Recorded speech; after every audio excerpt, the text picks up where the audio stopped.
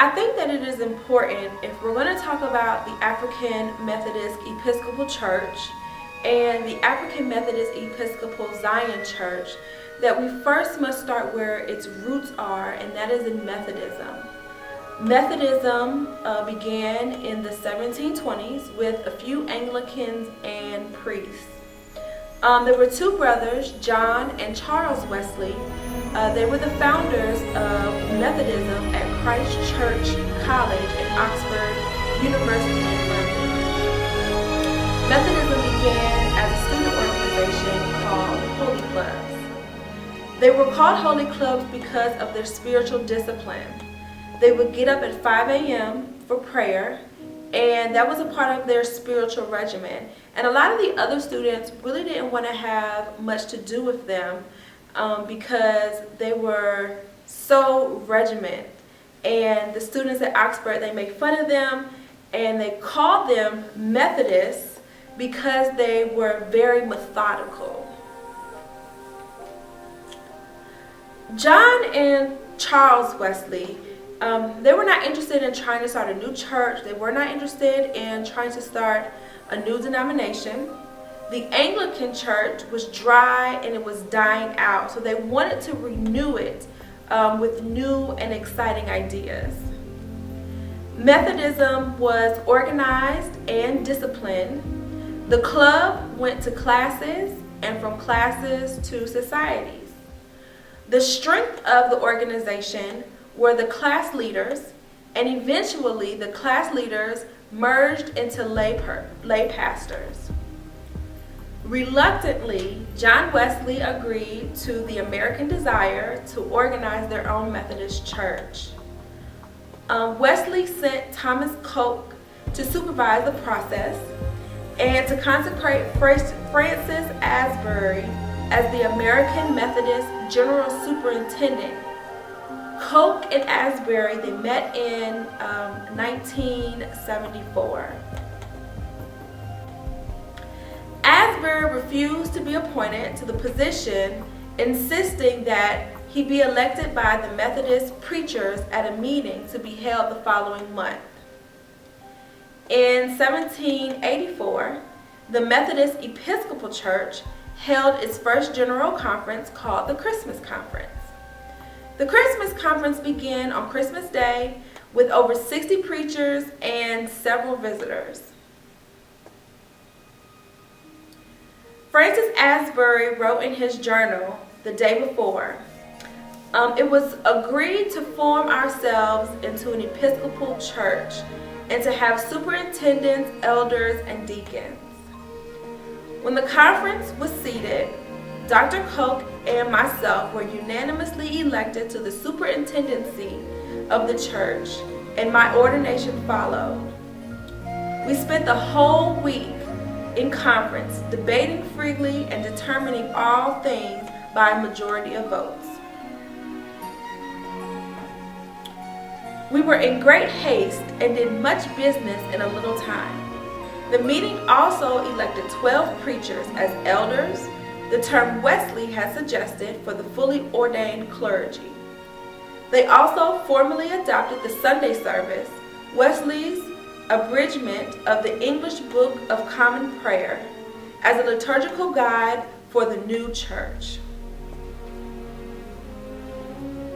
African Americans were among the charter members of the First Methodist Society in Frederick County, Maryland in 1764, and John Street Society in New York also had charter members in 1776.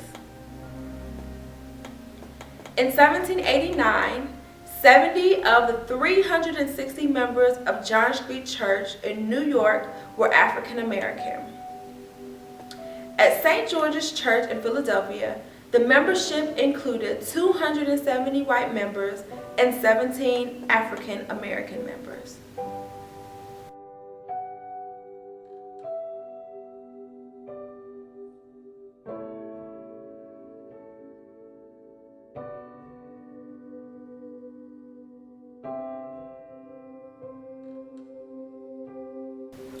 Methodists opposed slavery in the Rules of Christmas Conference in 1784.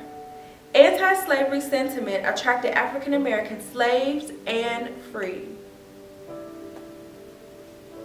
Richard Allen, a former slave who joined a Methodist society in Delaware around 1780, began preaching in 1783 as a licensed exhorter in New Jersey and Pennsylvania.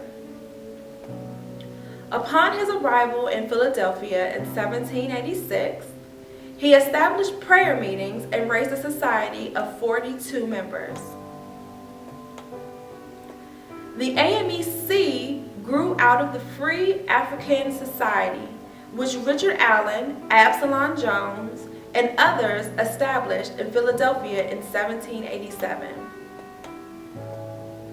When officials at St. George's MEC Methodist Episcopal Church pulled blacks off of their knees while praying, the FAS members discovered just how far American Methodism will go to enforce racial discrimination against African Americans. Hence, these members of St. George's made plans to transform the Mutual Aid Society into an African congregation. Allen proposed a separate place of worship for blacks, but desisted in the face of opposition from white Methodist officials. In April of 1787, Richard Allen and Absalom Jones founded the Free African Society, a mutual aid society in a rented storeroom. From 1788 to 1791, the society met at the Friends Free African Schoolhouse and began holding regular worship services in 1790.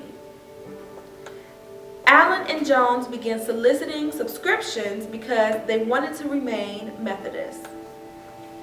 However, after completing the African church, the Methodist Church rebuffed them and would not send a minister. Although most wanted to affiliate with the Protestant Episcopal Church, Allen led a small group who resolved to remain Methodist. In 1794, Bethel AME was dedicated with Allen as pastor. To establish Bethel's independence from interfering with white Methodists, Allen successfully sued in the Pennsylvania courts in 1807 and in 1815 for the right for his congregation to exist as an independent institution. Because black Methodists and other middle Atlantic communities encountered racism and desired religious autonomy, Allen called them to meet in Philadelphia to form a new Wesleyan denomination, the African Methodist Episcopal denomination. The geographical spread of the AMEC prior to the Civil War was mainly restricted to the Northeast and the Midwest. Major congregations were established in Philadelphia, New York, Boston, Pittsburgh, Baltimore, Washington, D.C., Cincinnati, Chicago, Detroit, and other large blacksmith shop cities. Numerous northern communities also gained a substantial AME presence. Remarkably, the slave states of Maryland, Kentucky, Missouri, Louisiana, and for a few years, South Carolina became additional locations for AME congregations. The denomination reached the Pacific Coast in the early 1850s, with churches in Stockton, Sacramento, San Francisco, and other places in California. Moreover, Bishop Morris Brown established the Canada Annual Conference. The most significant era of the denominational development occurred during the Civil War and Reconstruction. Oftentimes, with the permission of Union Army officials, AME clergy moved into the states of the collapsing Confederacy to pull newly freed slaves into their denomination. I Seek My Brethren, the title of an often repeated sermon that Theophilus G. Stewart preached in South Carolina, became a clarion call to evangelize fellow blacks in Georgia, Florida, Alabama, Texas, and many parts of the South. Hence, in 1880, AME membership reached 400,000 because of its rapid spread below the Mason-Dixon line, when Bishop Henry M. Turner pushed African Methodism across the Atlantic into Liberia and Sierra Leone in 1891 and into South Africa in 1896, the AME now laid claim to adherents in 2 continents. While the AME is doctrinally Methodist, clergy, scholars, and laypersons have written important works which demonstrate the distinctive theology and practice which have defined this Wesleyan body. Bishop Benjamin W. Arnett, in an address to the 1893 World's Parliament of Religions, reminded the audience of the presence of blacks in the formation of Christianity. Bishop Benjamin T. Tanner wrote in 1895 in The Color of Solomon that biblical scholars wrongly portray the son of David as a white man. In the post-civil rights era, theologians James H. Cone, Cecil W. Cone, and Jacqueline Grant, ITC's own, who came out of the AME tradition, critiqued Eurocentric Christianity and African American churches for the shortcomings in fully impacting the plight of those oppressed by racism, sexism, and economic disadvantage.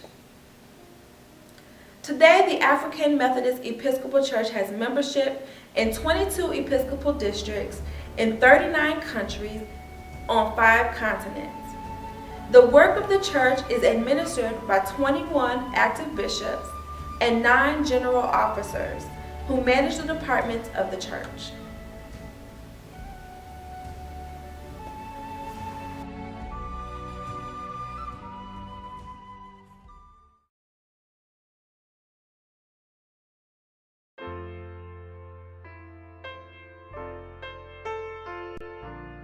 In October of 1796, the African Methodist Episcopal Church Zion was founded in New York City. The organization grew out of the well-known dissatisfaction among the people of color over the kind of treatment they received in services of the church. Like the AME Church, the AME Zion has its origin in the late 18th century when a delegation of black members broke from the white-controlled John Street Methodist Episcopal Church in New York City. In 1796, at the urging of Peter Williams, a former slave employed at John Street Church, some members of the black classes of that church organized an African chapel in a maker shop owned by William Miller, who was a member of AME Zion. Services were conducted there by local preachers of the St. John Church until the building of a new house of worship, which was completed in September of 1800. In 1801, the chapel was incorporated as an African American Methodist Episcopal Church called Zion of the city of New York, with Peter Williams and Francis Jacobs.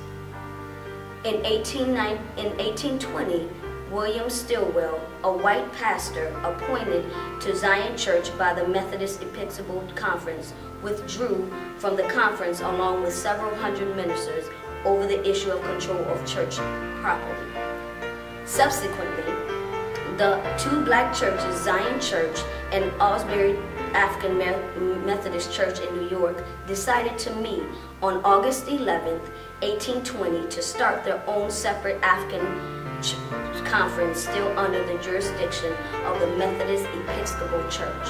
However, this African conference was ultimately developed into a separate denomination, largely through the continued stubbornness of the parent church over race issues.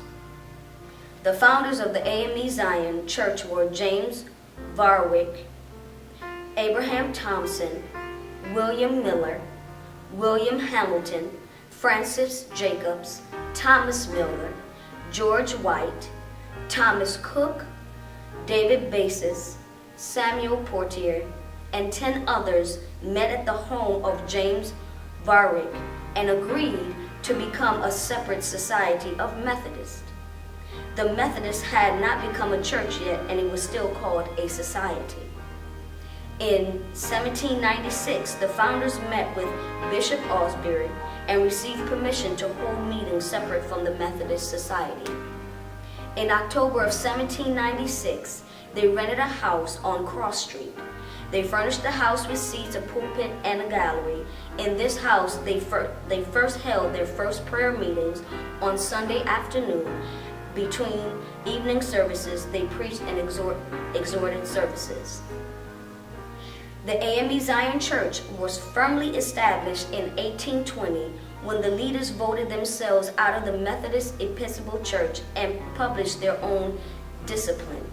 The first church organized in 1796 and built in 1800 was called Zion. In October 1820, the two black churches adopted their own discipline, and they adopted the name African American Episcopal Church. However, they declined to come up under the supervision of Bishop Allen because they did not like him. Therefore, in response to establish a distinctive identity from the AME, the Allenites, they became African American Episcopal Zion denomination. Zion Church was incorporated in 1801 by the name the AME Church in New York, because another organization came into existence around the same time with the same title, which caused confusion during the General Conference of 1848. Therefore, the conference voted to make Zion a part of the denominational name, henceforth to be known as an African American Methodist Episcopal Zion Church. After Zion Church was built in 1800, its membership continues to swell. On April 27, 1808, Bishop Osbury preached at the church and ordained William Miller and Daniel Coker as deacons. Coker later moved to Baltimore and became one of the founders of AME Church. The Zion Church was well represented as a fierce opponent of slavery and firm advocate for the empowerment of African Americans by denominational founders James Varick and Christopher Rush, abolitionists who were lifelong members for at least a portion of their lives.